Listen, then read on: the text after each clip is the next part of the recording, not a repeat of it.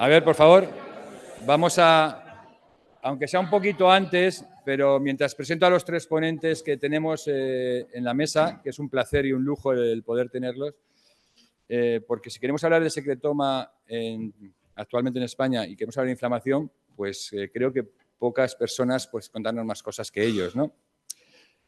Y además tengo el gusto de que son tres grandes amigos míos, con lo cual, mejor todavía.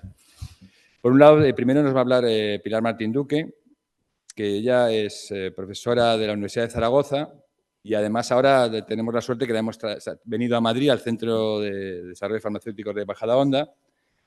Y bueno, y aparte de eso, es una de las integrantes de HEIVEX, que es la Sociedad Española de Vesículas Extracelulares, con lo cual, bueno, es una amiga y una buena amiga, con lo cual nos va a hablar de lo que es el movimiento específicamente de los exosomas aplicados en terapias avanzadas.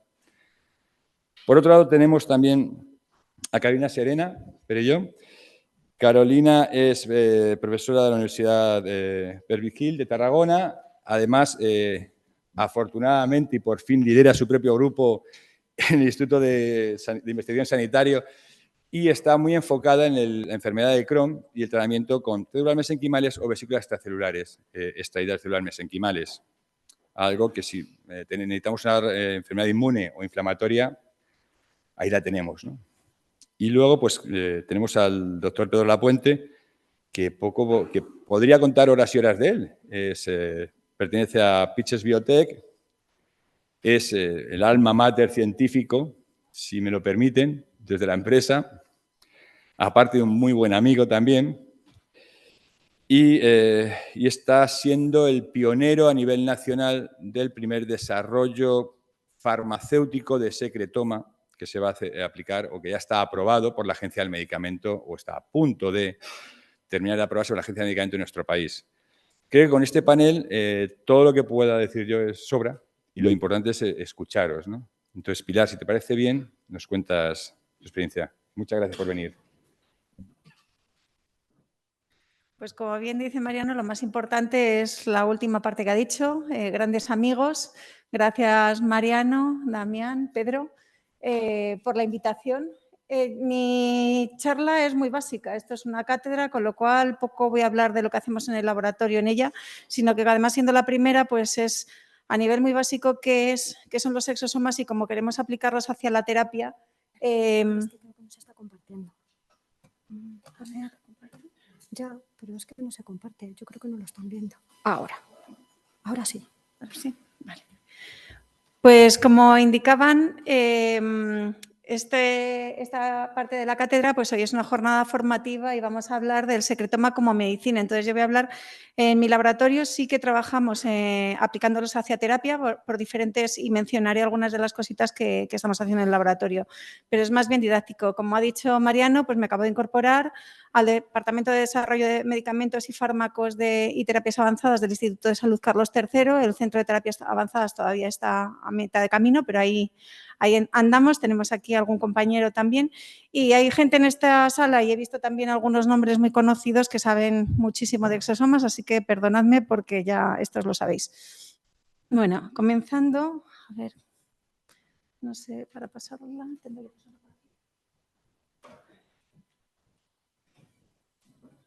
Creo que esto está ahora. Vale, pues ¿qué son los exosomas? Las generalidades de los exosomas, vamos a oír hablar mucho de ellos hoy, pues sabemos que son vesículas, son secretadas por todos los tipos de células, prácticamente tienen una bicapa fosfolipídica, pero vesículas y fosfolipídicas pues podríamos estar hablando de un liposoma. Tienen algunas características que los hacen diferentes. Los liposomas, lo sabemos, han sido aplicados recientemente además en vacunas, tienen mucho potencial, pero los exosomas son algo más, es un pasito más. Su tamaño también es parecido, la mayoría son de tamaño muy pequeñito, de pocos nanómetros, 30, 50, 100 nanómetros. Algunos llegan a tener una micra, pero esos son casos raros. Y como ya digo, lo mejor es que tienen algunas funciones especializadas, sobre todo su targeting, el destino donde van. ¿De dónde los podemos sacar? Pues los sacamos de todos lados, de casi todos los fluidos corporales los podemos obtener, del suero, de la orina, muchos de ellos se utilizan para diagnóstico de estos líquidos cefalorraquídeos, otros se utilizan para terapia, como por ejemplo la leche, saliva, líquido amniótico, bilis. Ya digo que muchos de estos, aunque se obtienen, se sacan principalmente para hacer diagnóstico posteriormente.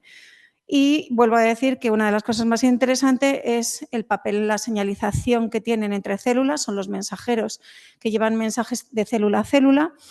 Y en primer lugar, en primera instancia, cuando se empezaron a estudiar más en profundidad, se les llamaba, decían que llevaban the garbage of the cells, llevaban lo que la célula les sobraba, lo transportaban. Lo que se dieron cuenta posteriormente es que eso que transportaban era muy interesante y era muy importante de seguir. Y eso que llevaban, que eran, pues sobre todo eran moléculas funcionales, proteínas, mRNAs, microRNAs, etcétera. Como vuelvo a decir, fue muy interesante el saber qué era lo que llevaba, qué era lo que se transportaban y cuál era ese mensaje que llevaban de un lado para otro. Pero también, como van de un lado para otro, pues también se ha visto un papel muy interesante, sería el cargarlos con algo y que nos sirvan de mensajero o de caballo de Troya para llevar lo que queremos a su destino final. Entonces, como generalidades, pues bueno, los exosomas tienen una forma de sintetizarse muy especial, utilizan la maquinaria de la célula, se sintetizan en el lumen y en este transporte llevan algunas moléculas de la célula en su interior o en su exterior, de manera que luego el exosoma tiene una serie de marcadores, unas tetraspaninas, unas moléculas de adhesión integrinas, que en algunos casos son las que les dan el targeting de a qué tipo de tumor, por ejemplo, pueden ir o no van, unas glicoproteínas que pueden glicoxilarse o no, y todo esto también en cáncer es muy importante. Luego esta membrana bilipídica, por ejemplo, nosotros lo hemos estudiado y hemos visto cómo existen cambios en esta membrana lipídica del exosoma en función a cuánto se maligniza el tumor. Es decir, cuanto peor es el tumor, existen cambios en la membrana. Es decir, hasta el exosoma cambia en función de la patología. Los receptores de señales, proteínas de inmunorregulación. Y luego, por supuesto, todo lo que está en el interior, que es el mensaje, pues cambia de un exosoma a otro. Con lo cual, estamos en la punta del iceberg, hay mucho que estudiar y hay mucho que seguir. Y os animo a los que estéis hoy solo como jornada informativa a animaros a meteros en este campo que es apasionante. Parece que los exosomas acaban de empezar y, como ya digo, son la punta del iceberg. No, acabamos de interesarnos prácticamente por ellos, porque ya se habían descubierto en 1940, ya llevan con nosotros un tiempo. Y se empezaron, el primer trabajo que se publicó, uno de los primeros los llamaba el polvo de las plaquetas. Se veía que era algo que estaba asociado y que estaba por fuera, se había visto por microscopio electrónico que estaba asociado a las plaquetas. Entonces se veía que era como pequeño polvo, trocitos que estaban asociados a las plaquetas. Vieron, pues como se sabe ahora, que su diámetro era de 20 a 50 nanómetros y que tenía una densidad de alrededor de 1000 gramos de densidad. Entonces, bueno, ya más adelante se vio que en el suero bovino fetal existían muchísimas microvesículas y el primer paper que se le denominó exosoma fue en el medio condicionado reticulocitos. Ya vuelvo a decir, llevamos desde 1940 con ello y ahora estamos empezando a interesarnos más, con lo cual pues el disparo de este área es impresionante. Vesículas extracelulares, no solo exosomas, las vesículas extracelulares, que todas son muy interesantes, cada una en su patología y cada una tienen un papel, serían los exosomas, los cuerpos apoptóticos o las microvesículas. ¿Y en qué se diferencian? Pues aparte de los marcadores, existen una serie de marcadores asociados a exosomas, que son los que se necesitan para caracterizarlos. El tamaño es más pequeño, la síntesis su biogénesis es diferente a las de los demás, y el tamaño es más pequeño y el contenido tienen mucho interés en la comunidad científica por los microRNAs, por los RNAs y todo el contenido que llevan en el interior para diagnóstico, pero de eso ya hablará Héctor en su charla.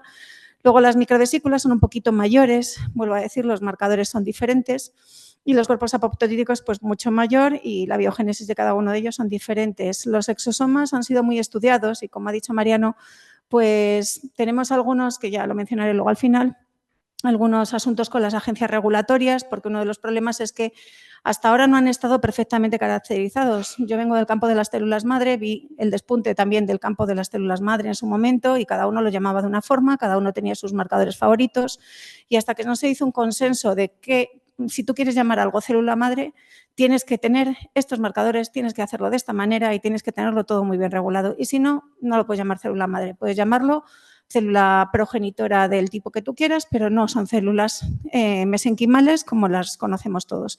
Pues se ha hecho exactamente lo mismo por la parte de ISEF, la comunidad de vesículas, lleva ya varios artículos con muchísimos autores en los que cada uno ha aportado su granito de arena para poder llamar a exosoma algo. Tiene que tener una serie de marcadores muy bien caracterizados, unos métodos de aislamiento muy caracterizados y todo tiene que estar muy regulado. Y esa es la única forma en la que conseguiremos pasarlo a la clínica, porque si no, cada uno tiene un producto que puede ser diferente al de al lado. Entonces, sobre todo la parte de marcadores y tamaños es tremendamente importante. ¿Para qué se aplican? Pues como ya digo, las vesículas extracelulares son muy heterogéneas y además llamándolo vesículas extracelulares, pues ya digo que tenemos varias categorías en el interior. Lo que tiene en la superficie o lo que tienen secretado es muy distinto, viene de tipos celulares distintos y, como ya he dicho, requieren análisis con muchos parámetros y muchas funciones. Son pequeños. Y por eso, una de las ventajas es que son difíciles de detectar. Entonces, pues digamos que si tú tienes un mensaje, lo que quieres es que el mensajero se lo esconda bien para protegerlo bien y que no sea detectado. Eso es una ventaja. Con lo cual, pues existen 3 campos que interesan muchísimo con los exosomas. Uno de ellos son los biomarcadores, que como lo va a decir Héctor, hablará de ello en un ratito. Y yo me voy a centrar en estos 2, que son la búsqueda de dianas terapéuticas y las terapias que se están utilizando. Y muy brevemente, porque eran solamente 20 minutos, así que no me quiero pasar de mi tiempo, pues tenemos varios puntos donde podemos bloquear esta etapa, o sea, para tratarlos como terapia. Los exosomas, aparte de utilizarlos nosotros como terapia, se ha visto que están implicados en muchas patologías. Y como implicados en las patologías, también a lo mejor es interesante bloquearlos. No solamente enfocarnos en utilizar los exosomas como terapia, sino también utilizarlos con terapias frente a ellos. Y eso es lo que marco en esta diapositiva. En primer lugar, podemos inhibir a nivel de la producción. Podemos bloquear que se produzcan estos exosomas. En segundo lugar, podemos evitar que se liberen, se producen, pero se quedan bloqueados en la célula que los ha producido. Podemos tener fármacos a este nivel o podemos tener fármacos que lo que hagan es bloquear el targeting, evitar que se unan a la zona diana donde tienen que unirse. Y esas 3 serían terapias también basadas en exosomas, no con exosomas, sino basadas en ellos. Y serían también tremendamente interesantes, puesto que cada vez se ve más la implicación de los exosomas en esto. Nosotros en el laboratorio trabajamos en enfermedades infecciosas y vemos cómo los exosomas están implicados en la cronicidad de muchas enfermedades infecciosas, con lo cual un bloqueo de estos exosomas podría ser algo tremendamente interesante. Pero como diana terapéutica también pues, podríamos intentar favorecer la presentación al antígeno, modular la modulación del sistema inmune. Aquí vamos a hablar de la mesa de la inflamación. Pero muchos de nosotros nos hemos metido en el campo de los exosomas, como ha dicho Mariano antes, porque venimos del campo de las células madre previamente. Entonces, en vez de utilizar la célula completa, hombre, los exosomas además se pueden hasta liofilizar. Sería estupendo, yo como farmacéutica siempre pienso en algo que yo pueda tener en una alacena y se la pueda dar al paciente sin tener que estar los días previos con los nervios de si va a pasar algo o no va a pasar algo, se va a contaminar la célula o no se va a contaminar la célula, porque tenemos al paciente preparado para inyectárselo mañana. Si lo podemos tener preparado en una alacena, liofilizado y resuspenderlo justo en el momento, sería el producto ideal. Entonces, por ello, los que venimos del campo de las células madre mesenquimales pensamos que podría ser un muy buen producto, puesto que si tiene las mismas propiedades de las células madre, pero además los podemos tener almacenados, sería ideal. Nosotros publicamos un artículo hace un par de años diciendo que los exosomas tenían la huella dactilar, el fingerprint de la célula madre de la que venía. Es decir, que si la célula madre tiene el targeting hacia un sitio, normalmente el exosoma suele tener también el targeting hacia lo mismo. No es matemático, pero en muchos de los casos es lo que sucede y, de hecho, hay muchos trabajos que nos han estado apoyando.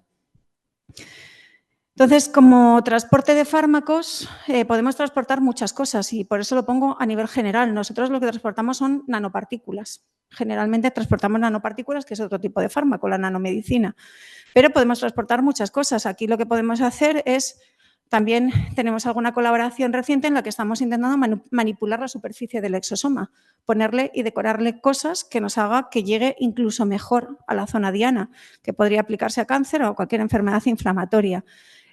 Podemos manipular el contenido, introducirle, sobre todo ahora que estamos hablando, hemos hablado de las vacunas COVID, pues podemos meterle el contenido en vez de en un liposoma, en un exosoma, si el targeting es mejor. Al final es una membrana lipídica. Estamos hablando de una membrana lipídica y se trabajaría de una manera parecida en los laboratorios farmacéuticos. La muestra, pues podemos hacerla de diferentes formas. Podemos tener el exosoma y meterle dentro el contenido o podemos ponérselo a la célula de la que proviene y que la célula sea quien lo secrete. Pero nuestro objetivo es tratarlo con ello. Y para ello, pues como ya digo, podemos hacer diferentes formas. Podemos empaquetar de manera exógena, haciéndolo desde fuera, y las ventajas son sobre todo pues que cruzan las barreras, y al cruzar las barreras casi todos nos viene a la cabeza la barrera hematoencefálica. Es una barrera muy difícil de pasar, pues los exosomas se ha demostrado que son capaces de pasar la barrera hematoencefálica. Aparte, son muy bajos inmunogénicamente, con lo cual, pues si se detectan poco y tienen más distancia donde puedan llegar, pues eso es otra ventaja. Y luego, aparte de eso, pues podemos cargarlos utilizando la maquinaria de la célula y es una forma muy fácil y muy barata de hacerlo. Como ya digo, la ventaja es que vienen de fuentes naturales, podemos trabajar con ellos de leche, de células, del sobrenombrante de células, el secretoma, como estamos hablando aquí, la inmunogenicidad, como ya he dicho, es muy baja, son estables en los fluidos biológicos, con lo cual los podemos congelar, sacar el fluido biológico, congelarlos y extraerlos más adelante, pasan las barreras físicas. Lo más importante de aquí, de lo que me tocaba hablar a mí hoy, es que pueden servir para enviar los fármacos, nanopartículas en nuestro caso, a la zona diana. Podemos enviarlos solos porque tienen un tropismo, pero además podemos modificar su tropismo, les podemos decorar en su superficie, con lo cual los podemos hacer que el targeting sea unidireccional o aprovechar su tropismo más el que le damos con nuestras modificaciones. Podemos meter uno o varios fármacos y la compatibilidad es bastante alta y, como bien digo, una de las cosas más interesantes podría ser almacenarlo en una alacena. Y los podemos cargar de varias formas, pasivamente, es decir, tenemos igual que cargamos un liposoma, ponemos en un Eppendorf, el exosoma, ponemos el fármaco y por diferentes métodos hacemos que entre dentro del fármaco y limpiando el exceso del fármaco que queríamos meter. O podemos ponérselo a las células y que sea una carga endógena activa y que sea la célula la que secreta los exosomas cargados de lo que sea.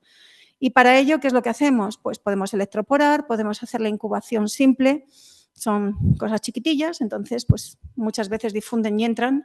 Podemos sonicar, extruir en una membrana al mismo tiempo el exosoma y el fármaco para que entren al pasar por el poro. Podemos congelar y descongelar como con las bacterias, un heat shock. Funcionan casi todos los métodos en mayor y menor medida. Lo que tenemos que saber es qué droga queremos meter o qué material queremos meter, porque no es lo mismo que meter en una membrana bilipídica una droga que sea hidrofóbica que una que sea hidrofílica, que un DNA, un RNA, una proteína o en nuestro caso las nanopartículas, que es algo inerte y aunque sean chiquitillos, de gran tamaño. Es como meter una bola de cañón dentro de un globo. Al final estás metiendo algo rígido dentro de algo que es flexible y a lo mejor el tropismo al pasar por algunos espacios pues es diferente, que puede ir en ventaja tuya o en desventaja tuya. Entonces es a estudiar con tu fármaco en particular. Cada uno tiene que estudiar lo que quiere meter y cómo lo quiere meter. Luego, aparte de eso, como ya digo, otra de las cosas importantes es en la llegada a la diana, la interacción entre ligando y receptor, que eso existe normalmente, aunque podemos bloquearlo o activarlo, y eso nos va a interferir en la señalización hacia la célula diana. Puede ser que el exosoma se fusione a la membrana de la célula diana, con lo cual deja el cargo directamente entrar, o puede ser que sea endocitado o fagocitado. Y también podemos manipular en este paso el transporte de fármacos. El tipo de material, pues podemos intentar meter, como ya he dicho, en un Eppendorf los exosomas nativos con la droga, incorporarlos por uno de esos métodos, dárselo a la célula donante y que ya lo suelte, o en este caso sería terapia génica. Estamos intentando hacer cosas con la Sociedad Española de Terapia Génica y Celular porque pensamos que podría ser un buen carrier para todos los abordajes que se han hecho hasta ahora de terapia génica y que quieren hacerlo con vectores no virales. Si conseguimos meter nuestro DNA o RNA terapéutico dentro del exosoma, podremos hacer que llegue dentro del exosoma hacia la zona diana con un targeting más específico que el que se ha hecho hasta ahora con los liposomas. Y, a ver, que ahora no me pasa. Ahora, Un mínimo ejemplo, porque ya digo que no quiero entretener mucho con lo que hemos hecho en el laboratorio y el tiempo era muy corto. Nosotros trabajamos, como ya digo, hacemos con los exosomas nativos, exosomas de células madre principalmente, que tienen unas características especiales y que le transfieren un gen al organismo que acumula radioisótopos y podemos acumular radioterapia y podemos además manipularlos en la superficie para modificar el targeting o en este caso particular que lo que hacemos es meterle nanopartículas en su interior. Al meterle nanopartículas en su interior a los exosomas, esas nanopartículas producen una hipertermia. La hipertermia la producen solamente si hay un láser, que normalmente el láser no quema, excita esas nanopartículas y esas nanopartículas excitadas producen calor en la zona. Entonces, ¿qué es lo que hacíamos? Teníamos unos exosomas que migraban hacia el páncreas y en un modelo de cáncer de páncreas las pinchábamos los exosomas cargados con nanopartículas intravenosamente, nosotros no los poníamos de otra forma, ellos van a donde tengan que ir, su tropismo es su tropismo, y lo que hacíamos es que al lado del páncreas hacíamos una pequeña incisión en el ratón, le metíamos el láser y le dábamos la longitud de onda adecuada. Y como veis, pues sobre todo esto sería un ratón que tenemos en el que vemos cómo va disminuyendo el tamaño del tumor hasta llegar totalmente a desaparecer con el tiempo. Es una incisión mínima, es un punto, el único que le damos al ratón, colocamos el láser al lado del páncreas y entonces eso genera un calor que rompe la estructura celular y mata las células tumorales. Entonces, como veis aquí, la inyección del tumor, una inyección de exosomas, una de láser, una de exosomas, una de láser y conseguimos que los que tienen el tratamiento totalmente lleguen a desaparecer.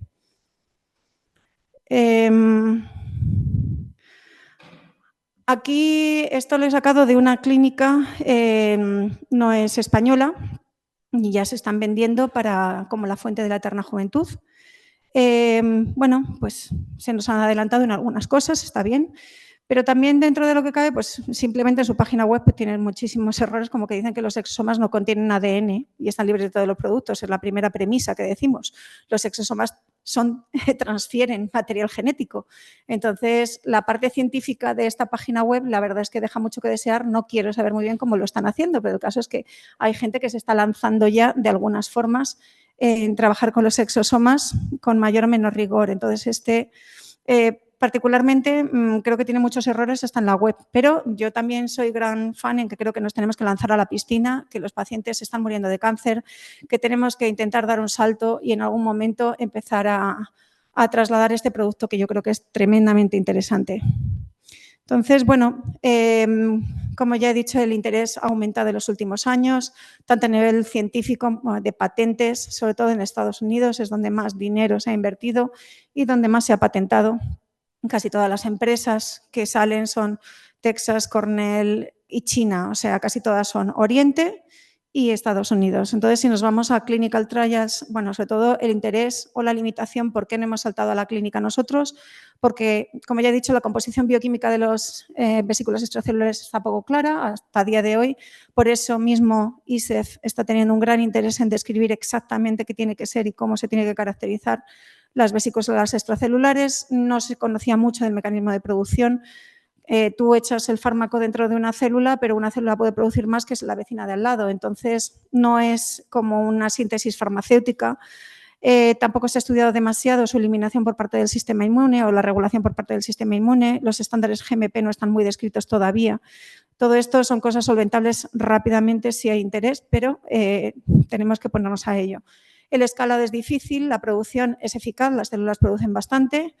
Hay difícil paso por las barreras renales y esto es algo que da un poquito de miedo, el que se queden ahí acumulados durante un tiempo y la evaluación preclínica a día de hoy tampoco ha sido muy exhaustiva. Entonces, bueno, pues son cosas que han ido retrasando a los ensayos clínicos. Ensayos clínicos en exosomas hay muchísimos, no he puesto el número aquí, pero hay como 200 y pico a día de hoy. Solamente para terapia hay muchos más. Solamente si ponemos exosomas y tratamientos. Si no ponemos tratamientos y hablamos de diagnóstico, ahí ya se nos va el número. Pero si nos ponemos a mirar cuántos hay estudios en los que ya inyectemos los exosomas, porque muchos de ellos se nos mezclan con parte de diagnóstico, pues ya tenemos solamente 29 estudios, de los cuales 0 están en Europa. Vuelvo a decir que es algo que tenemos que empezar a trabajar desde Europa para intentar hacerlos. Y nada, no mucho más, simplemente mensajes que nos tenemos que quedar. Los exosomas son los que llevan el mensaje en la botella. Podemos nosotros ponerle nuestro mensaje, podemos hacer que nos lleven nuestras terapias, que sean los que transporten lo que nosotros queremos y hacer medicinas que puedan ser almacenables en una estantería y ponérselo al paciente. Eso ayudaría muchísimo para poder llevar este tipo de terapias a cualquier lado y tratar a los pacientes. Y nada, muchas gracias a vosotros y a los organizadores por invitarme.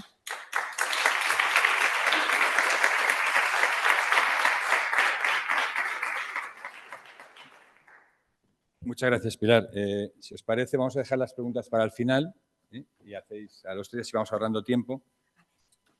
Vamos a intentar corregir, a ver, porque nos dicen por la web que no se ve la pantalla, que se ve global. A ver si somos capaces de corregirlo. Cierra este. También, vale. Carolina, la verdad que nos has dejado muchas dudas y preguntas y muchas respuestas que algunas de ellas te las van a dar en la mesa. Seguramente que sí. Y otras, pues bueno, son muy interesantes. Yo creo que el por qué avanzamos tanto, han avanzado tanto en los países asiáticos y en Estados Unidos sobre el uso del secretoma o exosomas. Es verdad que yo siempre he dicho, y todos sabéis esa presión mía, de que en Europa son muy papistas, demasiado papistas regulatoriamente hablando. Es verdad que es muy bueno tener una buena regulación, pero estamos exigiendo demasiadas cosas, estamos inhibiendo las, entre comillas, alas a los grupos que hacen las cosas bien en Europa. Y ese es el problema, por lo que nos están avanzando por la derecha y por la izquierda. Porque realmente hay más productos ahora mismo que se pueden aplicar de extravesículas en Europa, estoy convencido, que en muchos de los países, que en Norteamérica. Pero la regulación de la EMA, que se transpone al resto de las agencias regulatorias europeas, es altamente rigurosa, más de lo habitual, y nos está inhibiendo ese avance. Entonces, yo creo que eso es una de las causas por la que en Clínica Trial se encuentran menos proyectos europeos. A ver, compartir. A ver si suerte ya. Muy bien. Sí, pero espera. Ya está, perfecto, yo creo que sí. Espera. ¿No? Creo que no. Y es que no pasa. Pues cuando compartes es mejor que compartas todo lo que se ve, no solo el PowerPoint. Cuando perdonad por este lapsus, pero deja de compartir. No. Cuando te deje de compartir, dile que todo lo que ve Microsoft. Pero a ver, porque es que estoy aprovechamos aquí. si queréis hacer alguna pregunta. Esto es Zoom. Esto es Zoom, compartir pantalla. Toda la pantalla. Toda la pantalla, ¿vale? Sí, pero ahora... es esa, ¿no? No, pero tendré que compartir esto, No, que es... No, toda la pantalla. Ahí. Y ahora dale compartir. ¿Y ahora? No. Sí, ahora presenta. Pregunta para la presentación de Pilar. Ponle modo presentación. ¿Alguna pregunta que tengáis? Pasa de diapositiva. Ahora. Sí. ¿Nada? Toda la pantalla. Sí, un momentito. Vale, ya está. O sea, que tiene... Buenos días, soy Juan Carlos de Gregorio. Me ha encantado tu presentación sobre los exosomas y me hago una pregunta que te la traslado. ¿De alguna manera podríamos diferenciar los niveles de seguridad de los exosomas en función si el exosoma fuese autólogo o halogénico?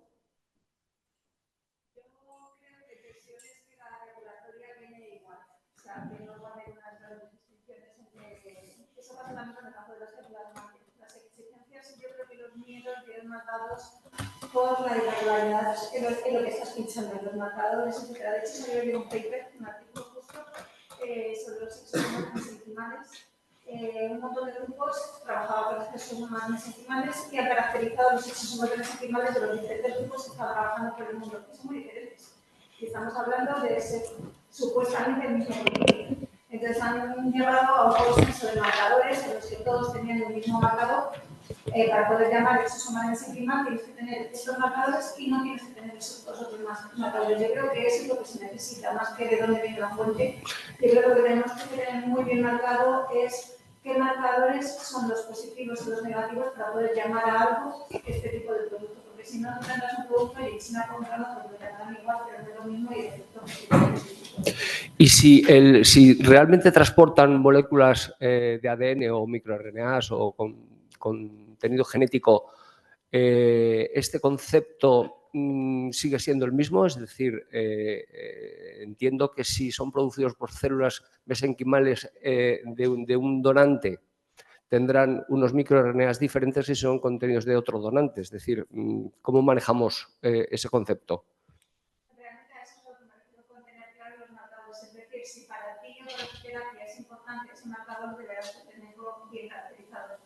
Ese marcador. Si realmente es un marcador que es minoritario y que no va a afectar a tu terapia ni a cómo va a evolucionar, pues es que claro, en el exosoma van a ir miles de cosas. No puedes estudiar ese miles de cosas en todos los pacientes, etc. Pero si es importante para tu terapia, deberá ser un marcador. Te van a todos los que han descrito los demás, pero para ti ese tiene que ser un marcador de tu estudio. Nosotros, por ejemplo, de nuestra futura terapia, pues tenemos que tener muy bien caracterizados todos los parámetros para que, como bien dices, si lo sacas de un donante no vaya a diferencia con los saques de otro donante. Gracias. Bueno, vamos a pasar a la presentación de Carolina. Muchas gracias, Carolina. Muchas gracias. Primero que todo, quería agradecer a los organizadores, a Mariano, a Damián y también a la cátedra One Pitches por la invitación. Yo hoy os hablaré brevemente de las enfermedades inflamatorias intestinales, también de las terapias con células madre mesenquimales para tratar estas enfermedades y a la transición que vamos a hacer de las terapias celulares a terapias con vesículas extracelulares. Y finalmente os explicaré un poco los estudios clínicos y preclínicos que hay con vesículas extracelulares para tratar estas enfermedades y cómo lo estamos abordando desde nuestro laboratorio. Bueno, brevemente, existen dos tipos principales de enfermedades inflamatorias intestinales, la colitis ulcerosa y la enfermedad de Crohn. La colitis ulcerosa afecta principalmente el recto y el colon y produce una inflamación de la mucosa superficial con una sintomatología que pueden ser diarreas sanguinolientas y dolor abdominal, mientras que la enfermedad de Crohn se puede dar en todo el tracto digestivo, aunque habitualmente suele ocurrir en el ilion terminal y el colon proximal. Además, se produce una inflamación transmural y hay lesiones salteadas, áreas afectadas seguidas por segmentos sanos. También pueden producir estenosis y fístulas y aquí la sintomatología suele ser dolor abdominal y diarreas crónicas. Específicamente, en la enfermedad de Crohn hay una característica única y diferencial de la colitis ulcerosa y es que en esta enfermedad hay un aumento de la grasa mesentérica que puede llegar a envolver más del 50% del diámetro de este intestino dañado. Este aumento de grasa mesentérica se denomina en inglés creeping fat, que significa grasa rastrera, y es una grasa que se puede extender de lo que sería el tejido adiposo mesentérico y puede llegar a envolver este intestino dañado. Esta grasa mesentérica se ha relacionado con la severidad de la enfermedad, a más creeping fat, más severa es la enfermedad, y también Cofe y colaboradores demostraron que si cuando a estos pacientes se les hace una resección intestinal, si también se elimina todo este creeping fat, toda esta grasa, la tasa de recurrencia postquirúrgica disminuye drásticamente en estos pacientes, de un 40 a un 2,9%. Por lo tanto, esto nos está indicando que esta grasa está actuando, perjudicando gravemente la enfermedad. No obstante, nuestro grupo demostró que en esta grasa mesentérica existe traslocación bacteriana, es decir, esta grasa mesentérica está haciendo de barrera para que las bacterias que están en el intestino no se transloquen, pensar que estos pacientes tienen una aumentada la permeabilidad intestinal y puedan llegar estas bacterias a torrente sanguíneo, lo que podría causar una sepsis y sería fatal para el paciente. Pues bien, en una etapa primerenca, en una etapa temprana de estas enfermedades, esta grasa estaría actuando como barrera y tendría un efecto protector en la enfermedad, evitando esta traslocación de bacterias y también secretando citocinas antiinflamatorias que modularían la respuesta inmune en el intestino dañado. Pero a medida que la enfermedad avanza, esta grasa mesentérica se va transformando en una grasa proinflamatoria, secretando gran cantidad de citocinas inflamatorias, seguramente porque cada vez hay más traslocación de bacterias, cada vez hay más infiltración de células inmunes y entonces esta grasa se transforma en lo que hemos denominado antes este creeping fat que perjudica la enfermedad. En la última década ha aumentado el arsenal de tratamientos, sobre todo tratamientos biológicos para la enfermedad de Crohn, pero aún así, más del 50% de los pacientes van a requerir al menos una cirugía durante los 10 primeros años después de su diagnóstico. Por lo tanto, es necesario encontrar nuevas estrategias terapéuticas, sobre todo para estos pacientes que no les funcionan los tratamientos habituales. Y en este respecto, hace ya una década o más, surgieron las células madre mesenquimales como nueva estrategia terapéutica en las enfermedades inflamatorias intestinales. De hecho, existen muchos estudios donde se han utilizado estas células madre mesenquimales inyectándolas de manera local en las fístulas perineales de los enfermos de Crohn. La variabilidad de los resultados es bastante amplia, entre un 40 y casi un 90% de curación de estas fístulas y, en mi opinión, yo creo que esto también es debido a la variabilidad metodológica que ha habido en estos estudios. A veces han utilizado células madre halogénicas, a veces autólogas del propio paciente, a veces derivadas de médula ósea, otras veces de tejido adiposo. También la cantidad de células que se han inyectado ha sido muy variable. Y esta variabilidad metodológica hace que también haya variabilidad en los estudios. También os quería mostrar unos estudios clínicos que están surgiendo en los últimos años, que en lugar de utilizar células madre mesenquimales, en estos estudios utilizan inyecciones locales de tejido adiposo fresco recolectado el mismo día de la operación. He tenido la oportunidad de ir a quirófano cuando han hecho esta operación y lo que hacen es que en el mismo momento de la operación hacen un lipoaspirado, sacan la grasa, tienen una centrífuga en el mismo quirófano y allí lo que hacen es, después de una serie de centrifugaciones para eliminar la sangre, restas de células inmunes, ponen esta grasa alrededor del tracto fistuloso. Y estos estudios están indicando que, que hay una eficacia en la curación de estas fístulas entre el 50 y el 60%. También hay estudios donde administran estas células madre mesenquimales con inyecciones sistémicas para tratar la enfermedad inflamatoria intestinal luminal. Concretamente, 7 estudios, son estudios clínicos en fase 1, 2 y 2A. El estudio más amplio contempla 84 pacientes con enfermedad de Crohn luminal y en más de 50% de estos estudios consiguen reducir el CDAI, que sería un índice de remisión de la enfermedad, en más de 100 puntos. Además, los investigadores estamos también intentando aumentar la eficacia de estas células madre mesenquimales desarrollando lo que se denomina células madre de nueva generación, pretratando estas células con pequeñas moléculas y citocinas para aumentar sus propiedades terapéuticas, modificándolas por ingeniería genética para entregar factores bioactivos a los tejidos dañados o también combinando estas células madre mesenquimales con hidrogeles bioabsorbibles o matrices para intentar aumentar la integridad de estas células, para intentar también que se vayan liberando de manera paulatina, lentamente y mantengan una terapia durante más tiempo y también para que se mantengan en el sitio local donde nos interese con estas matrices. Pero bueno, si nos preguntamos cómo hacen el efecto, por qué se hace este efecto terapéutico, nos encontramos que podemos discutir, ¿no?, el apasionante mundo de lo que sería el secretoma. El secretomas, como bien han comentado, Pilar, son las sustancias bioactivas que secretan las células madre mesenquimales y que pueden modular la respuesta inmunitaria, promover la regeneración de tejidos o pueden también no se ve, pero tienen todas estas propiedades terapéuticas que conocemos. Y en este sentido, cada vez más lo que sabemos es que el secretoma puede ser considerado el principal jugador en estas terapias génicas. Concretamente, el secretoma contienen citocinas, factores de crecimiento, vesículas extracelulares y ácidos nucleicos. Si nos centramos en las vesículas extracelulares, encontramos exosomas, microvesículas y cuerpos apoptóticos que, como bien ha comentado Pilar, se difieren por su tamaño y su biogénesis. Con los métodos de aislamiento más habituales, como podrían ser, por ejemplo, la ultracentrifugación, la cromatografía por exclusión de tamaño, kits, podemos separar muy bien los cuerpos apoptóticos porque tienen gran tamaño, pero es más complicado separar los exosomas y las microvesículas. Y a partir de ahora, cuando me refiera a vesículas extracelulares, me estaré refiriendo de momento en exosomas o microvesículas, a sección que luego hable con Pilar y lo acabemos de comentar.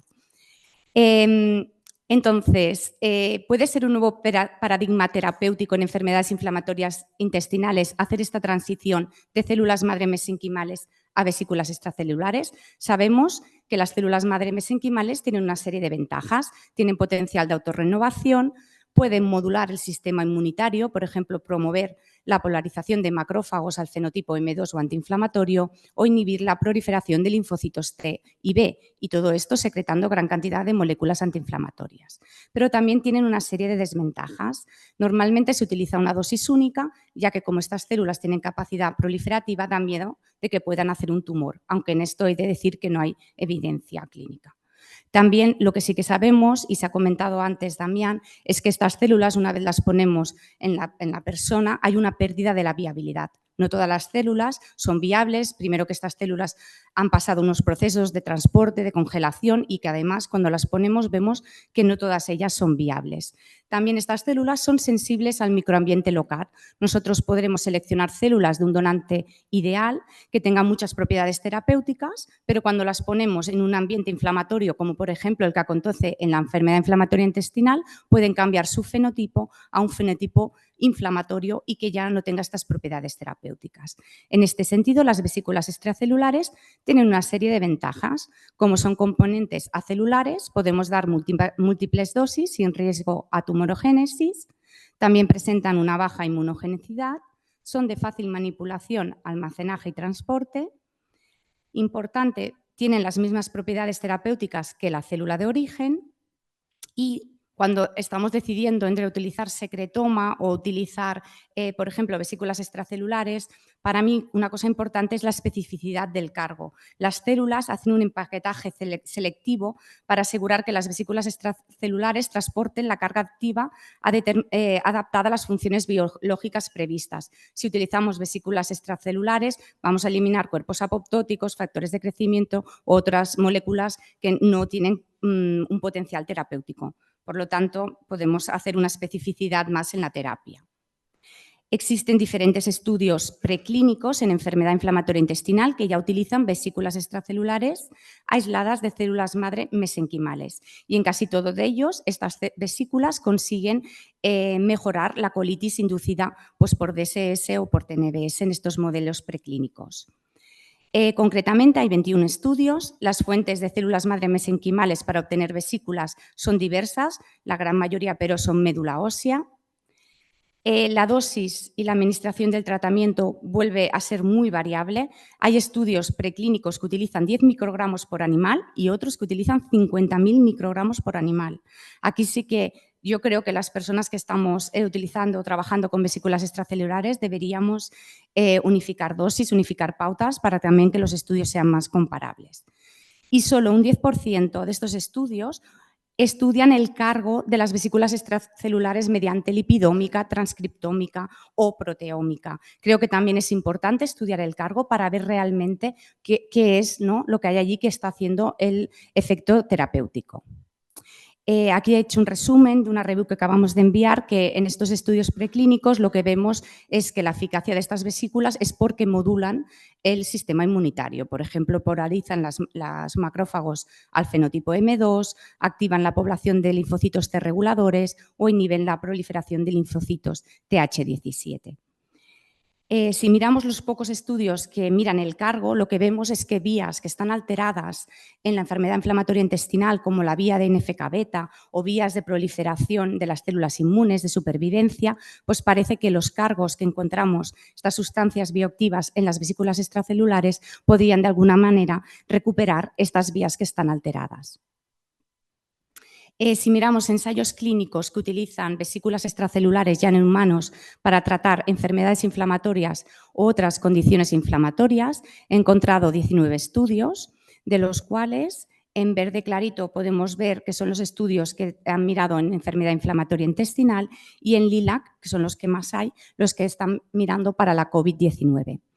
Estos estudios, más del 50%, están ahora en fase de reclutamiento de pacientes. Solo 3 realmente ya han reclutado todos los pacientes, pero ahora se están analizando los resultados.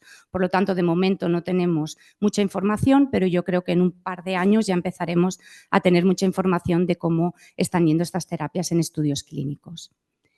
¿Qué estamos realizando nosotros en nuestro laboratorio? Os lo voy a explicar muy brevemente, pero nosotros tenemos un estudio donde queremos o donde estamos aislando vesículas extracelulares de células madre mesenquimales de tejido adiposo. Seleccionamos muy bien el donante, hemos cogido biopsias de diferentes localizaciones. aislamos las células madre, que las cultivamos o no con estímulos para activarlas, y ahí seleccionamos las vesículas. Nosotros llevamos una década casi trabajando con célula madre mesenquimal y sabemos que un donante ideal es aquel que sus células madre tienen un equilibrio entre sus capacidades inmunomoduladoras de las células inmunes y su capacidad de diferenciación. Y sabemos que en determinadas patologías o con determinados estilos de vida, estas propiedades terapéuticas de las células se ven alteradas, como por ejemplo en la obesidad, IMCs por encima de 30 alteran las propiedades de las células madre y por lo tanto también de sus vesículas. También en el envejecimiento, a partir de los 60 años, estas células madre están muy alteradas, sus propiedades terapéuticas. Yo me atrevería a decir aquí que incluso un donante ideal sería inferior a 40 años. También en la enfermedad de Crohn, estas células mesenquimales hemos demostrado que están alteradas, no solo en el paciente activo, sino cuando el paciente está en remisión de la enfermedad y en un tejido alejado del intestino, como puede ser el subcutáneo, hemos demostrado que estas células madre están alteradas, no tienen las mismas propiedades terapéuticas. Y también más recientemente hemos visto que las células madre de fumadores, pero también de exfumadores, pacientes que ya no fuman, también sus propiedades terapéuticas están alteradas debido a que acumulan cambios epigenéticos. Por lo tanto, aislamos las células madre, las caracterizamos por citometría de flujo, por microscopía electrónica, por Western blot.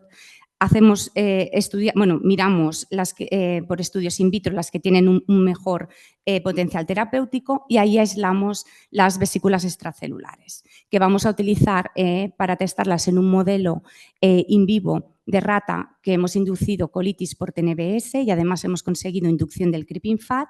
También vamos a tratar tejidos ex vivo, explantes de mucosa intestinal y de creeping fat de pacientes con enfermedad de Crohn y también vamos a hacer unos hidrogeles en forma como de apósito enriquecidos con estas vesículas para ponerlo ya en un modelo crónico. En nuestro laboratorio aislamos estas vesículas por cromatografía de exclusión de tamaño. Aquí en esta imagen de microscopía por criotem podemos ver estas vesículas con su doble capa lipídica. Hemos aislado, como os he comentado, de dos tejidos diferentes, de subcutáneo y de omental, y hemos visto que las células madre, aquí solo comparo células madre de omental y de subcutáneo, vemos que las de subcutáneo secretan citocinas antiinflamatorias como la interleuquina 10 comparada con las de omental. Por lo tanto, parece ser que las células madre de subcutáneo son mejores a nivel terapéutico y cuando tratamos células madre del creeping fat de pacientes de Crohn que están inflamadas con vesículas de lo mental no vemos cambios terapéuticos y, en cambio, cuando las tratamos con vesículas extracelulares del subcutáneo, sí que vemos que estas vesículas consiguen reducir citocinas inflamatorias y aumentar antiinflamatorias. Y cuando tratamos mucosas de explantes de pacientes con enfermedad de Crohn, con las subcutáneas, vesículas subcutáneas, vemos una disminución de las citocinas inflamatorias, un aumento del ratio IL-10-TNF-alfa, que sería un ratio antiinflamatorio sin producir apoptosis. Y cuando estudiamos en el creeping fat de los mismos pacientes operados, que es un creeping fat inflamado, también vemos que estas vesículas reducen mucho las citocinas inflamatorias, aumentan el ratio interleuquina 10-TNF-alfa sin producir apoptosis. Lo que nos está indicando es que estas vesículas pueden tener propiedades terapéuticas para tratar la enfermedad de Crohn. Y ahora, con nuestros colaboradores de Germán Strias y Pujol, hemos creado y validado un modelo animal que inducimos por TNBS y obtenemos creeping fat. Como está en fase de patentabilidad, no puedo decir cómo obtenemos este creeping fat, solo como idea os diré que tiene que ver con la translocación bacteriana, porque creemos que el origen del creeping fat es bacteriano. Y aquí veis unas úlceras, hacemos colonoscopias a las ratas, unas úlceras, y cuando el animal, porque conseguimos un 50% de animales con creeping fat, presenta creeping fat, estas úlceras tienen una mayor área, son más graves y además el ratón pierde más peso. Y ahora vamos a testar, espero en 3-4 semanas, las vesículas en este modelo animal. También las estamos testando ya en organoides intestinales, aprovechando que nuestro investigador predoctoral está en Kew Leuven, donde trabajan con organoides intestinales derivados de pacientes con enfermedad de Crohn. y también estamos generando pues, estos apósitos, estas matrices enriquecidas con estas vesículas, que además se pueden liofilizar la matriz con la vesícula y bueno, se podrían introducir en un modelo crónico, pero esto todavía nos queda un poquito más. Y nada, muy rápido, como mensajes claves, sí que creo que hay una transición de terapias celulares a vesículas extracelulares y esto puede presentar un avance significativo en la enfermedad inflamatoria intestinal, ya que ofrece beneficios terapéuticos como mayor seguridad y especificidad, que las vesículas extracelulares aisladas de células madre adiposas tienen una alta capacidad terapéutica y podrían restaurar la función protectora de este tejido mesentérico en la enfermedad de Crohn y que esta terapia avanzada sería una estrategia novedosa para tratar esta enfermedad inflamatoria, sobre todo en casos resistentes a tratamientos actuales. Quería agradecer a mi equipo de investigación, sobre todo a Irene y Diandra, que son las investigadores predoctorales, las cirujanas Aleidis y María José Mañas, y a nuestros colaboradores de YTP y de Fundación Jiménez Díaz. Y gracias por vuestra atención.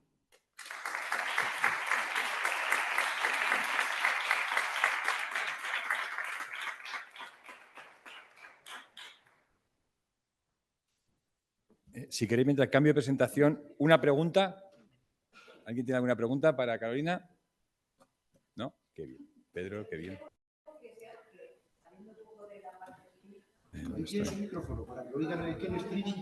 ¿Dónde está? Como a mí la parte clínica se me queda más lejana, está así, ¿no? Tengo curiosidad por el modelo en el que inyectan grasa directamente. Y si vosotros tenéis alguna idea al respecto, porque es verdad que las células mesenquimales muchas veces se derivan de tejido adiposo, pero los adipocitos también se ha visto que son grandes secretores de vesículas. Entonces, ¿tú crees que será importante separar las vesículas de los adipocitos de las vesículas de mesenquimales, o habrá un sinergismo, o no sé, si tenéis alguna evidencia o alguna idea sobre eso?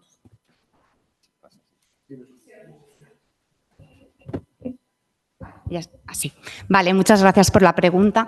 A ver, si me dices mi opinión, yo actualmente creo que será mejor ir a específicamente, ¿no?, a tratar con vesículas extracelulares.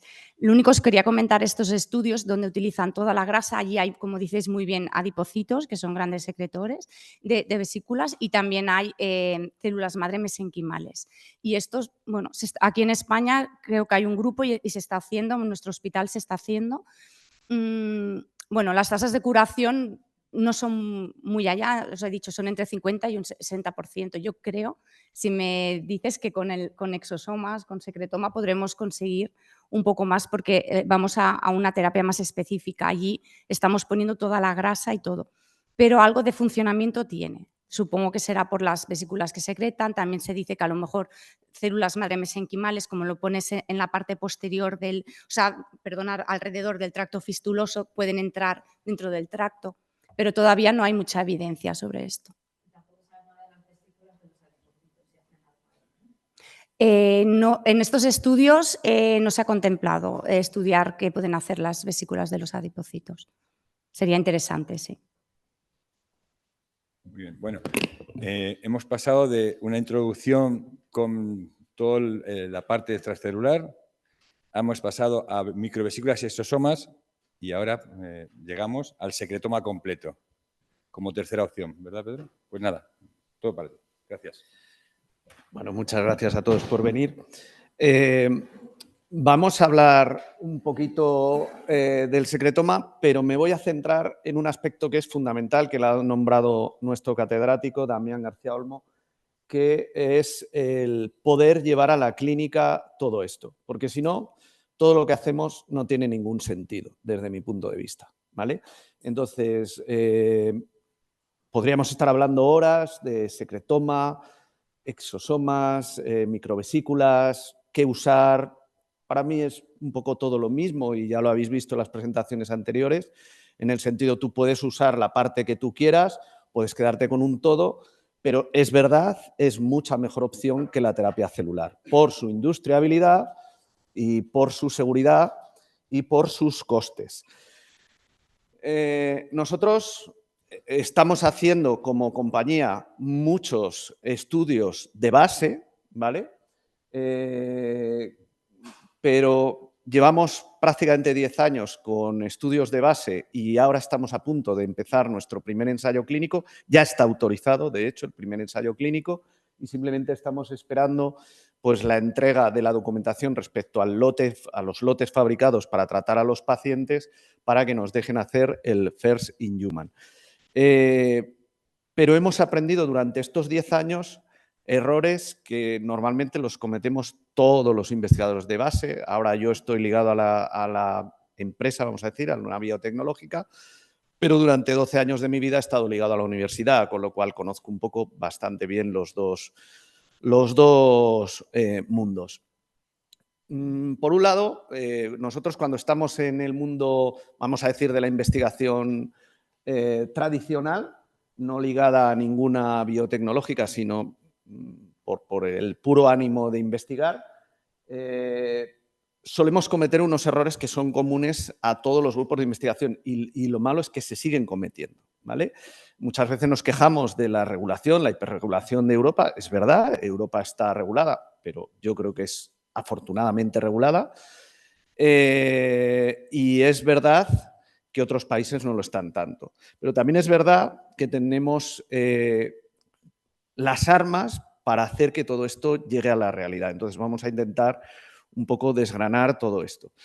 Los medicamentos de terapia avanzada, tradicionalmente, ya sabéis, los de terapia celular, ingeniería tisular, terapia génica y medicamentos biotecnológicos. Pero hoy en día deberíamos de hablar un poco de estos nuevos medicamentos biológicos que no tienen nada que ver con los medicamentos biológicos que conocemos tradicionales, los anticuerpos monoclonales y estas cosas, que son las típicas, porque secretomas, extravesículas, exosomas, etcétera, como lo queramos llamar, entrarían dentro de la definición de lo que es un medicamento biológico, pero un medicamento biológico diferente a esos monoclonales. Por lo tanto, desde nuestro punto de vista, deberían de entrar en dentro de lo que serían las terapias avanzadas, que hoy en día no es así, porque se nos está considerando un biológico al uso.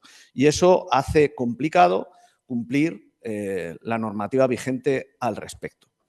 Si miramos el ciclo de vida del desarrollo de un nuevo medicamento, sabéis, esto es un clásico, que de 10.000 compuestos, más o menos uno acaba en un compuesto aprobado con muchos años y mucho dinero de investigación.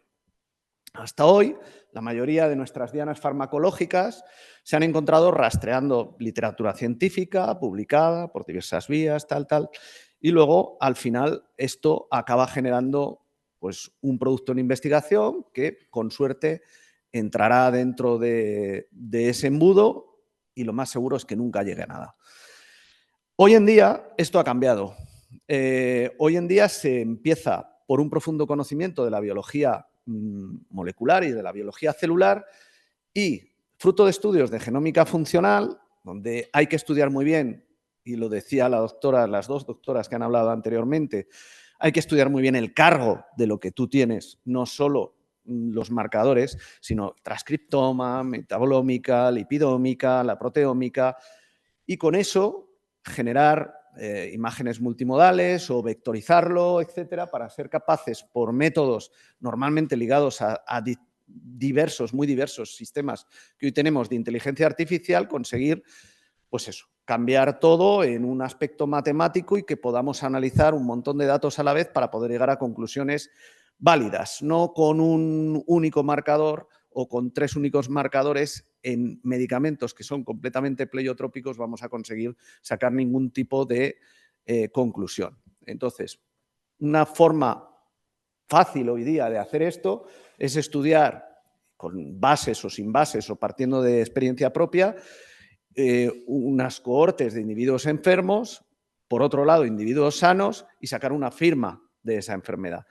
Luego, tratar muestras y compararlas con muestras no tratadas y sacar un perfil también de nuestro medicamento. Eso, compararlo con las bases de datos y llegar a unas conclusiones de qué similitudes tiene nuestro medicamento, por dónde puede tirar, qué pathways puede tratar. Y unos pocos datos.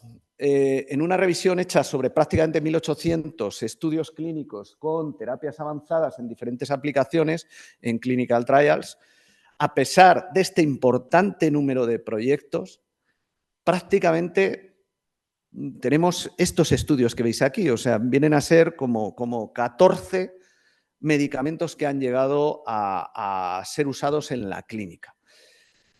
¿Esto a qué se debe? La normativa es compleja, sí, lo es, pero no es la culpable de todo. El costo de desarrollo, sí, pero no es el culpable de todo. Donantes, logística, sí, pero todo eso no. Entonces, tendemos a decir que la culpa es siempre de los demás. Bueno, la culpa la tiene la normativa, la culpa la tiene el coste de desarrollo, los donantes, todo esto. Pero no seré yo parte de ese problema, no seremos nosotros en la forma que tenemos de investigar parte de ese problema y no estamos yendo a la solución. El 99% de los ATMPs provienen del mundo académico, investigador y o de pequeñas empresas biotecnológicas como la nuestra. Y eso, que es una virtud, también se convierte en un verdadero problema. Porque tú no puedes partir de un medicamento, de un teórico producto que no lo has estandarizado para irte a pretender que te autoricen un ensayo clínico. O partes directamente de un producto estandarizado o estás muerto, todo lo que hagas está condenado al fracaso. O sea, nunca va a llegar a la clínica y te vas a quejar, los señores de las agencias no me escuchan, hoy no ha salido el sol, fíjate, la culpa la tiene mi suegra. Pero no es verdad. La culpa de todo está en el inicio del diseño de tu producto. El diseño del producto es fundamental para luego poderlo llevar a la clínica. Evidentemente, en estos grupos en los cuales nos incluimos, poseemos poca o nula experiencia en temas normativos y en conceptos de control de calidad, estandarización, etc. Se suelen usar materiales y equipamiento de uso muy común en investigación, pero que muchas veces no son lo suficientemente robustos ni fiables. O sea, por ejemplo, medir citoquinas con un sistema multiplexado, pues es algo que todos los investigadores lo vemos como una cosa normal. Bueno, pues es algo que está muy mal visto desde el punto de vista regulatorio, porque sabemos que los multiplexados fallan como una escopeta de ferias. O sea, si tú no haces una puesta a punto muy clara de tu método de medición, no vas a tener un método de medición robusto, ¿vale? Y esto os lo puedo decir porque lo he vivido. O sea, yo he medido con diferentes kits del mismo fabricante o de diferentes fabricantes, incluyendo más o menos citoquinas, y todo mi grupo que está aquí presente sabe que son ellos los que lo hacen, pues que aquello te da órdenes de magnitud 100 o 1000 o 1.000.000 de veces por encima o por debajo, dependiendo del kit que usas. Eso es inaceptable, ¿vale? Eso es inaceptable en el punto de vista regulatorio. ¿Y el personal investigador? Pues claro, si tú tienes personal investigador que está haciendo todo el mundo de todo, pues no lo puedes centrar en estos aspectos. Y por si todo esto fuera poco, la política europea se ha centrado además casi de forma exclusiva en fomentar la innovación sin garantizar la competitividad de estos productos y su accesibilidad al mercado, lo cual ha generado pues, medicamentos hipercaros, lo poco que tenemos, y de difícil acceso a la población general. Entonces, cuando tú partes de un mal ingrediente, lo normal es que en la cocina suceda algo así.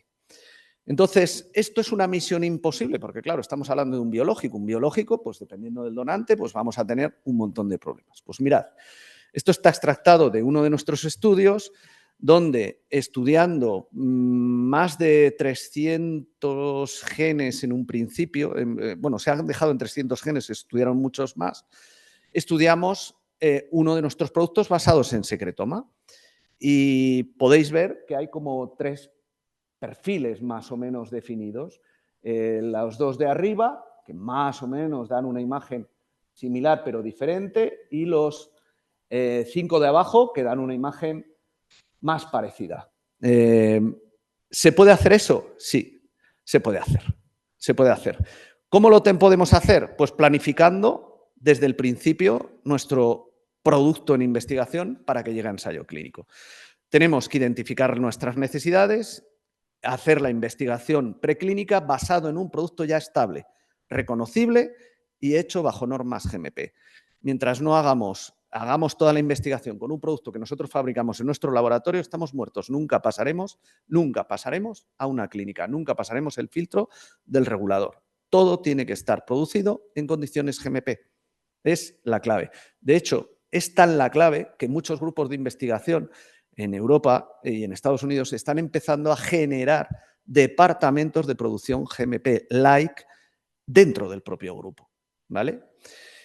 ¿Cuál es otra manera de hacerlo? Pues contactar con alguna biotecnológica que nos facilite la producción en GMP de nuestro producto en un estadio ya inicial preclínico. Si no, todo va al fracaso. Entonces, ¿qué aspectos tenemos que cuidar para poder llegar a la clínica? El coste de desarrollo y fabricación del producto, muy importante, porque eso va a impactar totalmente en la industriabilidad o no que va a tener mi producto. La normalización, cualificación y suministro de los materiales de partida y su estabilidad. Si yo me dedico a medir sin poner a punto cosas, pues no voy a tener robustez y eso jamás puede pasar a la clínica. Si yo fabrico un PEI en mi laboratorio y cada vez lo fabrico de una manera diferente, pues voy a tener un problema y necesito estandarizarlo en GMP. Una excesiva manipulación manual del proceso productivo también va a estar muy mal vista. O sea, todo lo que son procesos manuales de fabricación van a estar mal vistos por el regulador. Tenemos que tender a procesos automatizados, lo más automatizados posible. Nosotros, por ejemplo, empezamos con un método muy manual, de ahí que hemos tardado pues, prácticamente 10 años en llevar el primer producto a ensayo clínico. Ahora todo nuestro esfuerzo está en automatizar la forma de producir. Si automatizamos la forma de producir, se puede estandarizar. Si podemos estandarizar, podemos hacer GMP. Si podemos hacer GMP, todo lo que hagamos va a ir a clínica, ¿vale? Los controles de calidad es muy importante implementarlos desde el principio, tanto en proceso como al final, y controles de calidad iniciales también. El envasado, la fragilidad de mi producto, la conservación, son aspectos que se han de cuidar desde el primer momento, porque si tienes un producto muy bueno, clínicamente hablando, pero que no es estable en su forma de conservación, pues vamos a tener un problema. En este sentido, la ventaja de todas las terapias avanzadas basadas en usar las células como materia prima y no como terapia, pues es evidente que tienen una gran ventaja con respecto a las primeras.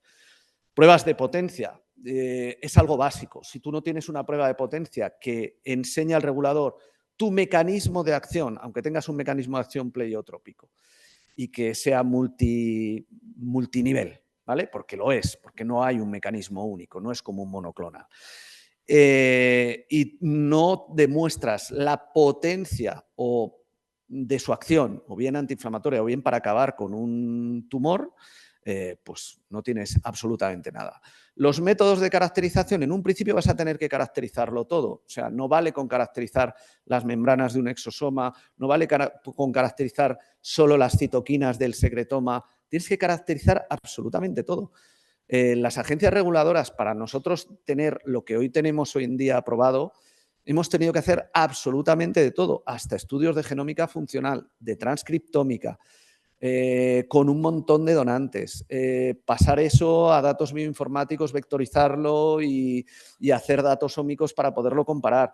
Si no, hubiera sido imposible. Estudio de las impurezas. Todos estos productos se acaban produciendo en un medio de cultivo. Eso es clave. El medio de cultivo o lo vas a tener que eliminar o lo vas a tener que tener muy bien caracterizado y muy bien justificado y vas a tener que conseguir un montón de papeles por parte del fabricante de ese medio de cultivo. Si no, el medio de cultivo mata a tu producto. Lo acaba matando. No puedes hacer nada, ¿vale? El principio activo, en este caso tenemos un principio activo, uséis lo que uséis, de este producto de las células, de lo que las células producen, es muy, vamos, es infinito. De hecho, hoy en día no podemos caracterizar todo lo que tiene, porque es que no tenemos conocimiento para saber todo lo que hay ahí. Podemos caracterizar mucho y ese mucho te lo van a exigir, ¿vale? Con lo cual hay que hacerlo todo lo que podamos. Luego, respecto al mecanismo de acción, pues aquí hay que ser también muy imaginativos, porque no es un monoclonal que tú lo puedas identificar y puedas tener una prueba que realmente demuestres tu mecanismo de acción rápidamente, sino que aquí vas a tener que tener un mecanismo de acción estudiado de 1000 maneras diferentes, ¿vale? O sea, va a haber que aplicar métodos ortogonales para realmente llegar a saber, a intuir por dónde va tu camino y al final va a tener que haber un trabajo de bioinformática para ver qué pathways estamos tocando con nuestro medicamento. Si no hacemos todo esto, pues no tenemos nada que hacer. Entonces, consejos. Tenemos que reflexionar de forma previa todos los aspectos que he comentado anteriormente, apoyar en los documentos normativos toda la farmacopea europea y las normas ICH que tenemos y en las facilidades que dan las agencias reguladoras en un principio con sus oficinas del apoyo a la investigación independiente y conocer y mantenerse al día de todas las novedades normativas. El 26 de abril de este año pasado salió una nueva normativa una nueva directiva europea que sustituye a la legislación general farmacéutica de hoy en día y que nos afecta fundamentalmente para todos estos aspectos. Y comenzar el proceso de desarrollo de investigación con un producto ya fabricado en condiciones GMP o al menos GMP-like. No vale con empezar con un producto. Las guías de armonización están ahí. Las oficinas y los webs de apoyo a la investigación independiente, tanto la EMA como la EMS, las tiene y están al acceso de cualquiera. La reforma de la Unión Europea la tenéis. Básicamente se traduce en 5 puntos principales. Los cambios que ha habido es garantizar la disponibilidad de medicamentos asequibles y seguros. Esto es muy, muy importante. O sea, no vale con hacer medicamentos y le pongo el precio así, mirando.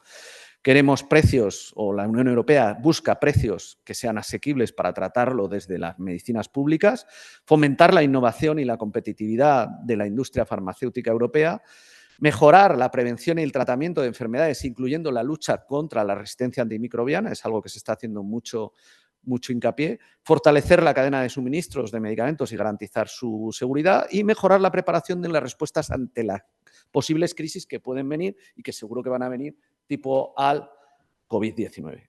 Entonces, me he centrado en un aspecto más regulatorio, pero creo que es muy importante porque la ciencia de todo esto es tan amplia que en 20 minutos es imposible hablar, ¿vale? Muchas gracias.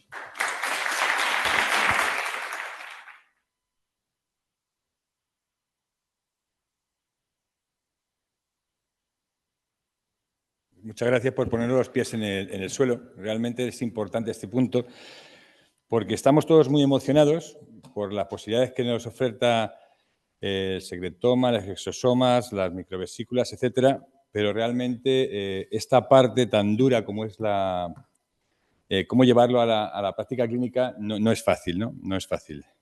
Entonces, a ver, tenemos tiempo para 2 o 3 preguntas antes de irnos a tomar un café, por si alguien quiere tener alguna pregunta a cualquiera de los 3 ponentes. Y si no, me pongo yo arriba. Vale. Detrás tienes un micrófono.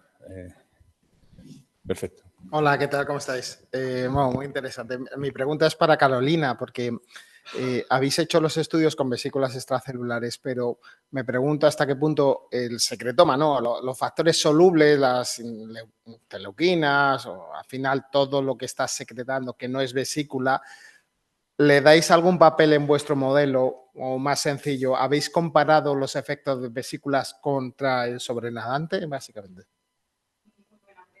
Si lo queremos hacer en el modelo animal, queremos compararlo con el secretoma.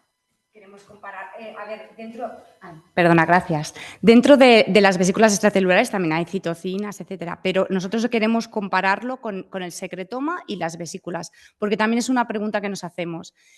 Si con el secretoma es suficiente, al final, quieras o no, tenemos que aislar las vesículas. A lo mejor no es necesario, ¿no? Entonces, creo que es importante estos estudios comparativos donde miremos que si los efectos son iguales, ahí entonces ganaría el secretoma, por sencillez. Sí, o incluso combinado, quiero decir, lo digo porque en nuestros estudios que hacemos, yo hago investigación básica, pero al final tienes el combinado, que no haces nada y luego separas vesículas o te quedas con el sobrenadante. Entonces, al final, igual, si tienes el efecto inicial sin nada, al final te simplifica tanto el coste como la aplicación, ¿no? Si tienes el mismo efecto, básicamente. Sí, sí, correcto. Pues lo tenemos planeado hacer. Gracias. Oye, yo quería hacer una pregunta a Juan Pedro, que no te conocía. Pero la verdad es que nos has puesto los pies en la tierra y más a los básicos. Yo te quiero lanzar una pregunta. ¿Tú crees que sería interesante que instituciones públicas grandes, yo sé que esto un grupo pequeño no lo puede hacer, lógicamente, pero tipo el Consejo, tipo las universidades, tipo el Carlos III, tuvieran departamentos GMP comunes. Es decir, cada uno llega con su productito y dice, házmelo GMP. Fundamental, fundamental. La investigación básica tiene que existir y es la base de todo. Pero todo lo que quiera salir de la investigación básica y tenga ánimo de llegar a la clínica necesita partir de un producto reconocible, hecho GMP y con todos los controles de calidad y seguridad que tiene que llevar. Más la carga de reconocimiento de estudio de la composición y de las funciones de ese PI. Eso hay que hacerlo bajo normas GMP, no nos queda otra. Y eso sería deseable. De hecho, en Estados Unidos ese paso se está dando ahora. En Europa también, pero más tímidamente, pero también se está empezando a dar. Y España, como siempre, pues vamos un poco a la cola en este aspecto. No hay, ¿no? De no momento... instituciones que de forma propia tengan esos departamentos dedicados solo a producción en condiciones. Hay algún... Conozco algún departamento concreto pequeñito de investigación que lo que han hecho es básicamente llegar a acuerdos con biotecnológicas más o menos pequeñas o medianas, pero que se haya hecho algo desde la estructura pública para apoyar a la investigación que se está haciendo de base y hacer que toda esa gran producción que hay pueda salir a la luz, no, hoy en día, hasta fecha de hoy, no se ha hecho y se debería de hacer.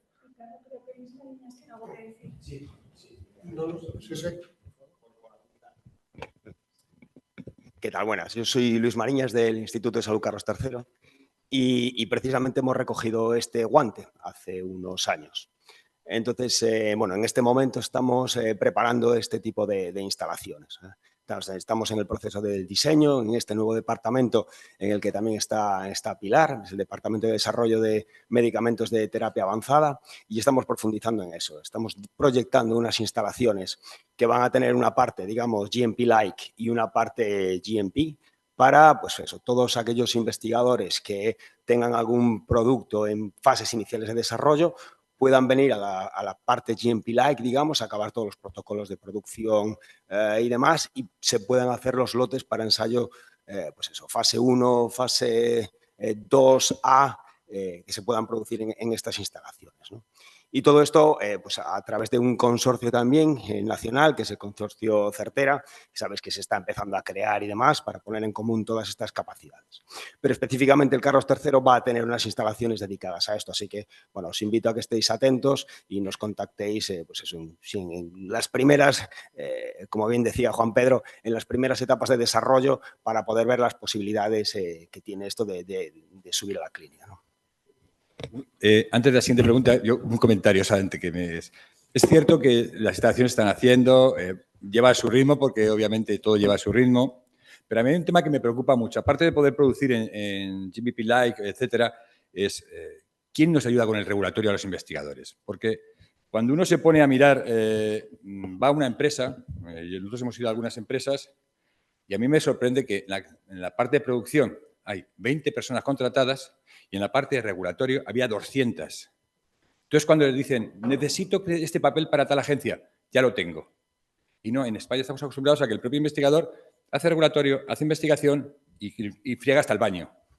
Vale, entonces, ¿se ha considerado esto en el Carlos III de alguna manera para ayudarnos en este gran complejo que va a ser asociado al paraguas de Certera, en el que estamos todos encantados y estamos haciendo que empiece a funcionar, que esa parte regulatoria podamos apoyarnos de alguna manera para que nos digan qué tenemos que hacer y no estar cada mes en la agencia del medicamento machacando a los pobres las personas de la agencia, que son maravillosas y nos ayudan muchísimo, pero lo que no podemos estar es cada 15 días un grupo de investigadores diciéndoles, quiero hablar con vosotros porque ¿se ha planteado de alguna manera en el Carlos III, en este nuevo complejo en Majadahonda, hacer algo al respecto en este sentido? Una parte que efectivamente es una parte fundamental. Una parte de Certera lo que pone en común es servicios regulatorios y experiencia en regulatorio, ¿no? Y esperamos que esa puesta en común de estos, digamos, de estos servicios de regulatoria de los distintos, digamos, nodos que pertenecen a Certera ya pongan en común parte del conocimiento.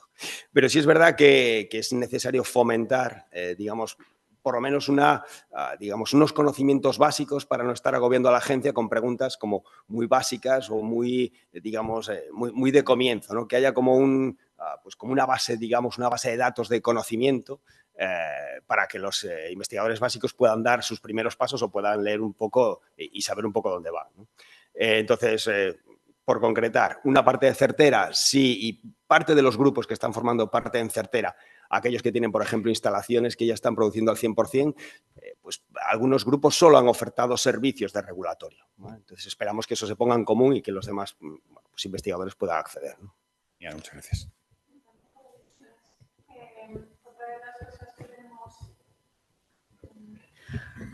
Igual, por alusiones, otra de las cosas que estamos intentando montar es una parte de docencia. Entonces, ahí estamos recogiendo guantes y quizás sobre lo que habéis dicho, una parte de la docencia importante que podría ser sobre regulatoria, porque es algo que yo creo que los investigadores básicos estamos bastante parcos en ello. Y como bien dices, hay una parte básica que los que ya habéis llegado a la clínica la tenéis más que sabida, pero que el resto no sabemos. Entonces, como dice Luis, una parte mínima que deberíamos de tener todos y luego ir a la agencia cuando sea algo un poco más específico. Entonces, ese tipo de cursos también creo que es una gran necesidad a día de hoy para que todos estemos en el mismo nivel y vayamos a la agencia con preguntas específicas y no tan básicas como vamos a día de hoy, porque no tenemos ni idea de lo mínimo que se nos pide. Y la última pregunta. Bueno, yo quería volver un poco para atrás a la presentación que ha hecho Pedro, porque de verdad que me ha sorprendido muchísimo el grado de estandarización que habéis llegado y sobre todo porque partís de algo que es intrínsecamente muy variable. Entonces, yo sé que a nivel internacional, con el tema de las células madre mesenquimales y las vesículas, uno de los problemas que se encuentran es la variabilidad en las propias células madre mesenquimales de cada donante, ¿no? Y luego cómo eso se refleja en la efectividad terapéutica de cada lote que parte de un lote distinto de células mesenquimales. Y yo creo, y de hecho sé que hay grupos a nivel internacional que lo que se están planteando es hacer inmortalizar líneas mesenquimales para poder estandarizar por lo menos esa parte, ¿no? Entonces, vosotros, lo cual tiene también, por supuesto, sus problemáticas, ¿no? ¿Cómo lo ves tú y cómo habéis conseguido realmente? Entiendo que vosotros sí que hacéis lotes partiendo de distintos pacientes, ¿no? ¿Cómo conseguís solventar ese tema de variabilidad? A ver, es evidente que nunca vamos a tener un producto pues como un antibiótico que digas, bueno, esto es tetraciclina y es tetraciclina siempre. No, eso no existe. Es un biológico, es y será un biológico afortunadamente además, ¿vale? Pero es verdad que nosotros partimos de un doble condicionamiento para obtener nuestro secretoma. O sea, no, si tú partes de una célula para obtener un secretoma, un tipo de célula, evidentemente, la única opción prácticamente que tienes, o tendrías dos estrategias, una sería inmortalizar la célula, lo cual me pone los pelos de punta solo de escucharlo, y otra sería utilizar pools de donantes, ¿vale? Porque es evidente que cuando tú hagas un pool de 100 donantes, pues vas a conseguir algo como más estable, ¿vale? Nosotros partimos de dos premisas. Una, el tema del pool, pero para reducir el pool, porque para conseguir una estandarización, por lo que sabemos, con un único tipo celular, con una única celular en una condición y que consigas una cierta estandarización que digas, bueno, tengo una variabilidad de un 30 o 40% que es admisible en un biológico, te tendrías que ir a pools de 150, 180, 200 donantes, una barbaridad, algo, vamos, inasumible. Entonces, ¿cómo hemos reducido nosotros esa necesidad de pool a un pool más admisible de, por ejemplo, 10 donantes? Pues sencillamente partimos del acondicionamiento de la célula con otro tipo celular, ¿vale? Con eso ganamos dos cosas. Más estandarización y señalización, un poco direccionalidad de nuestro tratamiento. Conseguir que haya cierta direccionalidad, o sea, que nuestro producto sirva, por ejemplo, para tratar un músculo y no otra cosa, o que sirva para tratar un tendón y no otra cosa, o que sirva para tratar un nervio y no otra cosa. Entonces, señalizamos con célula primaria o bien a la mesenquimal o bien a la célula inmunitaria. Y es evidente que nuestro producto no es el secretoma de uno. Como bien decía un compañero antes, es el secretoma conjunto de los dos. Y es tan importante la parte que te viene de la célula primaria, que señaliza, como la parte que proviene de la respuesta de la célula inmunitaria o de la mesenquimal. Bueno. No, es que me he abierto una pregunta. ¿Y vosotros habéis mirado si ese secretoma, las vesículas son iguales o es fusión de las dos? Porque igual que existe fusión en las células, puede haber fusión. Son membranas. De momento lo estamos caracterizando como cosas únicas, que una viene de un lado y otra de otro. Pero es verdad que hay un territorio común que no tenemos claro. Pero bueno, en eso estamos. Sí, sí, cierto. ¿Una pregunta más?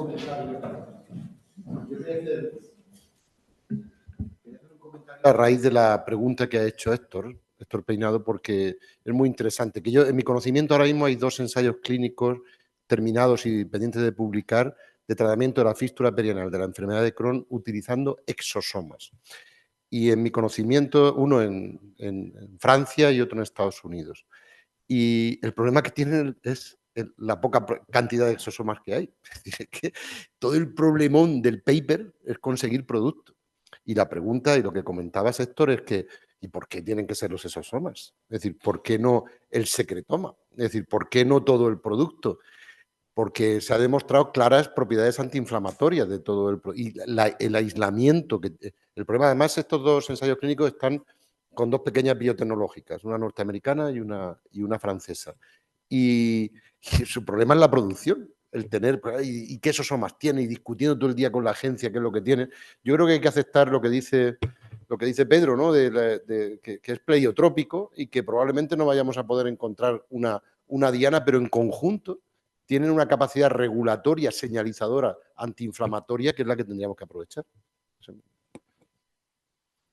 ¿Nos da tiempo a alguna pregunta más? Pues nada, oye, muchas gracias a los 3, sobre todo por haber madrugado y hacer el viaje hoy desde Tarragona y Zaragoza, y un placer que habéis venido a nuestra universidad. Gracias. A las 12 nos vemos.